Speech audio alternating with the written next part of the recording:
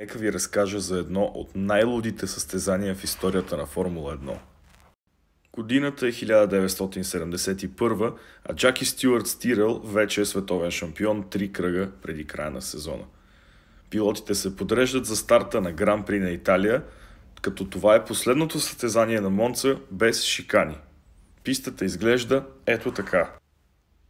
Няма нито един шикан. Запомнете това, защото е много важно за крайния изход. Точно заради тези дълги, прави и бързи завои, с които Монца е известна, шампиона Джаки Стюарт очаква да срещне много трудности със своя Ford V8 двигател срещу съперниците си, които имат много по-мощни 12-цилиндрови мотори. Така и се случва още в квалификацията. Стюарт се класира чак седми на секунда и 2 зад новозеландеца Крис Еймънс Матра, който взима пол позишън. Италианските организатори обаче са италиански организатори и в типичен италиански стил не са твърде вокални, когато трябва да обявят резултатите от квалификацията. Все пак това е началото на 70-те и хората не са чак толкова бързо и добре информирани.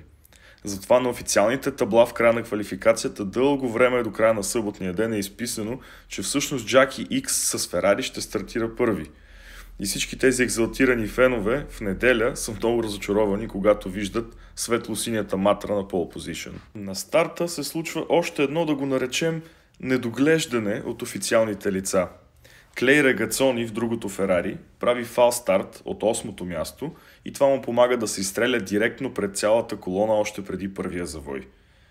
Той обаче не получава никакво наказание за това, но не се и отразява кой знае колко много на крайния изход от състезанието. Заради скоростните прави, пилотите са разделени на няколко високоскоростни преследващи се групички.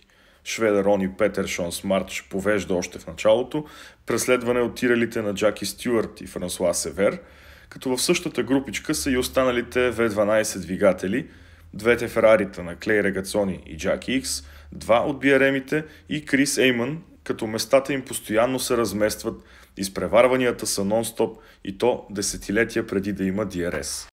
Това е състезанието в историята на Формула 1 с най-много различни лидери. Цели осмина от пилотите успяват да водят поне обиколка в някакъв момент. Трябва да се мръдна, за да видите. Шампиона Джаки Стюарт, както и двете Ферарита, претърпяват проблеми с двигателите си рано и отпадат. И това прави изхода от тази Гран При още по-непредсказуем. 10 обиколки преди края, Крис Еймън води и изглежда, че ще спечели първата си победа. Но докато се опитва да откъсне лентичка от визиора на каската си, откъсва целия визиор. През това време получава и горивен проблем и се срива надолу в колоната и излиза от надпреварата за победата. Така, в оставащите няколко обиколки, начело остават 5 пилоти, които никога не са печелили победа. Рони Петершон с Марч, Франсуа Север с Тирел, Майк Хейлуд с Съртис, Питър Гетин с BRM, а малко по-назад е един от съотборниците му в BRM, Халдън Ганли. Казвам един от съотборниците му, защото в онзи ден BRM стартират с 4 болида. Един от тях е пилотиран от Хелмут Марко. Да, същият ето този Хелмут Марко. Всички тези пилоти се движат страшно близо един до друг и разменят позициите си на няколко пъти. Накрая всичко опира до това, кой от тях ще излезе най-добре от финалния завой параболика. Това прави Питър Гетин, който така силно натиска гъста, че превишава лимита на оборотомера си. И по-късно се смее, казвайки, ограничението беше 10 500 оборота, но в последната обиколка ги вдигнах до 11 500. Казах си, че най-вероятно двигателя ще гръмне, но не ми пукаше особено. Гетин пресича финала и вижда размахания кариран флаг само 0,01 секунди, т.е. на 1/100 от секундата пред Рони Петершон. Това до ден днешен е най-малката разлика между победителя и втория в историята на Формула 1.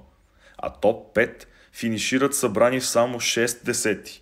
Нещо, което едва ли някога ще видим пак. Или поне едва ли скоро ще видим пак. Накрая става ясно, че средната скорост на победителя е била 242 км в час, което също е рекорд. И този рекорд остава цели 32 години преди отново да бъде подобрен, отново на пистата Монца. А за да разберете колко специална е тази победа за Питър Гетин, ще ви кажа, че тя е първата му във Формула 1, На всичкото отгоре това е и първото му качване на подиума. Директно победител. Но за негово съжаление, тази победа остава и единствената в кариерата му. Какво състезание е само, а?